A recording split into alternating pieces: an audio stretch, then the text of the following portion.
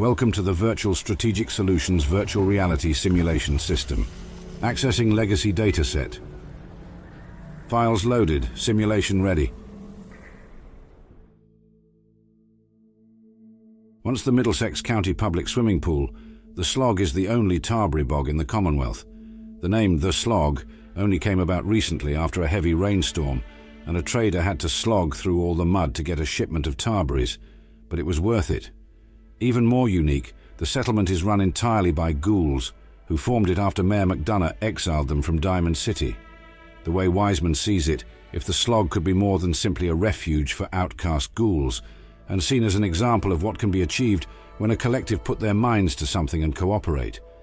Perhaps the stereotypes about ghouls being monsters might fade.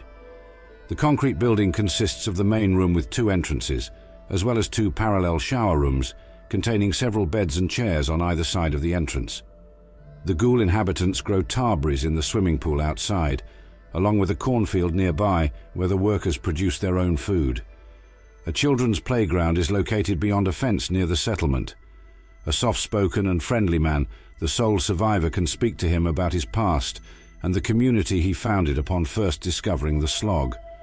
Wiseman fled from Diamond City, following a decree by Mayor McDonough exiling all ghouls from the community.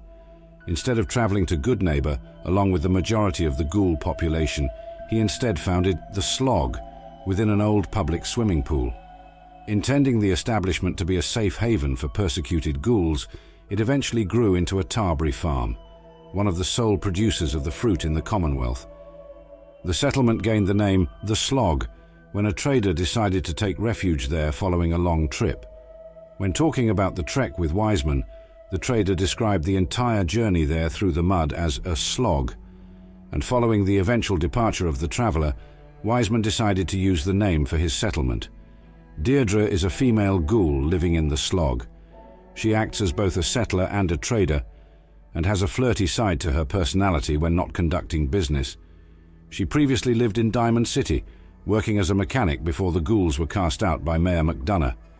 Jones is a friendly ghoul, working at the Slog alongside his ghoul brethren as a farmhand and settler once the sole survivor claims the settlement. Like the other ghouls present at the Slog, Jones was exiled from Diamond City by Mayor McDonough. He is spiteful about this, revealing in dialogue with Holly about how he hopes McDonough hears about the settlement's farming success and feels foolish about kicking the ghouls out. Despite this, he does not let his pettiness get in the way of keeping the Slog in working order, as Holly gently reminds him that in order to earn Diamond City's respect, they cannot allow themselves to become vengeful or hostile with their former city. Holly is a flirty female ghoul living and working at the Slog, a settlement initially set up by ghouls forced to leave Diamond City. Holly will ask the sole survivor if she is looking good, and if one responds that she does, she will say that the sole survivor is looking pretty damn fine, and asks them if they could see themselves dating a ghoul. Co-founder of Wilson Automatoys, Arlen was the lead toy designer until October 21, 2077. He worked tirelessly alongside his friend George Wilson to make toys to help children dream and to imagine a better future. It was their passion that they pursued for the next 35 years, often at the expense of time spent with their families. Their flagship product, the Giddy Up Buttercup, created by Arlen, became a smash hit on the market, eventually bringing in hundreds of millions of dollars in revenue per year, in spite of its excessive price tag, $16,000 per unit. However, as the years went by, the pressure on both of their families only increased.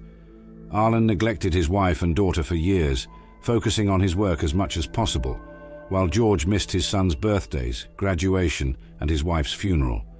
He brought on Mark Wilson as vice president in a bid to reconnect, and eventually abdicated his position as company president to him in late 2077, believing that Mark grew into the toy business despite initial reservations.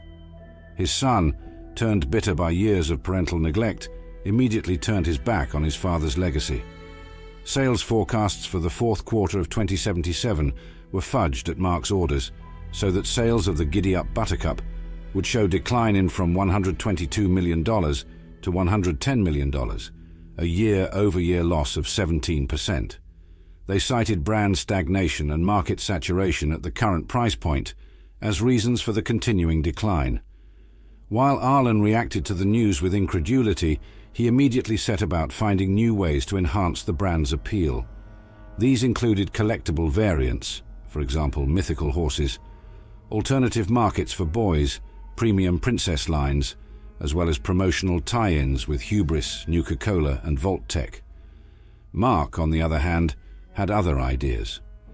The new president made a bid for the secretive Scythe program initiated by the United States government to bolster their wartime production by converting part of the Atomatoys factory into an ordnance production facility.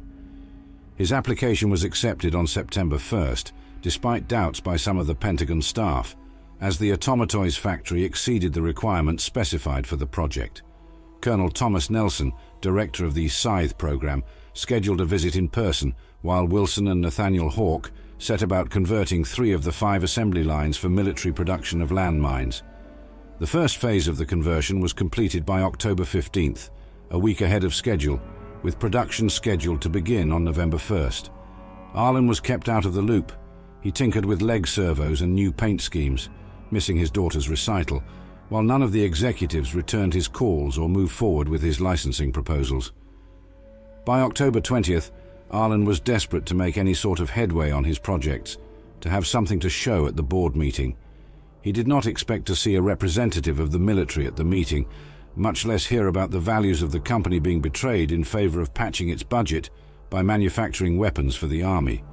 45 minutes into the board meeting, Arlen exploded and had to be removed from the premises by security. He tried in vain to enter and talk to Mark Wilson to dissuade him from the course he chose, but only succeeded in being removed several more times and forcing security to notify the police. The CEO fired him immediately. His dismissal was a shock to all employees of the company, who considered him to be the heart and soul of the place. Arlen made one last bid to try and convince Mark to change his mind on the morning of October 23, 2077. He left his Cambridge apartment and made his way to the Wilson Atomatoys headquarters. Although he was promptly removed, he managed to convince the security guard to deliver his final plea to Mark, who promptly threw it in the trash. When the bombs started dropping, Arlen tried to make his way back to his family in Cambridge, but when he came home, he only found a massive irradiated crater. Traumatized, he lay among the ruins, wanting nothing but to die and join his family. Instead, he survived, and the radiation from the crater turned him into a ghoul. He kept on going, using his talents as a toy maker and expert engineer to get by, always haunted by the memory of his family, and especially young Marlene, lost without so much as a goodbye. His focus on toys and technology helped him stay sane for over 200 years, eventually settling down at the Slog, helping out the ghoul farmers with his expertise, and trying to put one more giddy-up buttercup together, for old time's sake, and to perhaps gift it to a child in the wasteland. Although a wrench and a tool is far cry from the high-tech facilities he once had at his disposal, he keeps on going. Giddy up and go. Arlen asks the sole survivor to travel to the Wilson Atomatoys factory and recover spare parts for a project he's working on. If asked for a reward, he'll offer a base payment of 150 caps and can be pushed into offering 225 or 300 caps with some speech checks. A third reward speech check, if passed, will give a Wilson Atomatoys ID card used in the quest. Once Arlen is given Marlene's holotape, he will leave the Slog and wander the Commonwealth. Wiseman will thank the sole survivor, as he doesn't know what the sole survivor did, but will mention that Arlen finally made peace with his past and left. A completed giddy-up buttercup, along with Arlen's note, can be found on Arlen's workshop counter. The note says, "For a child who needs it, Arlen Glass." Simulation completed. Please exit the pod, or have a technician select another file.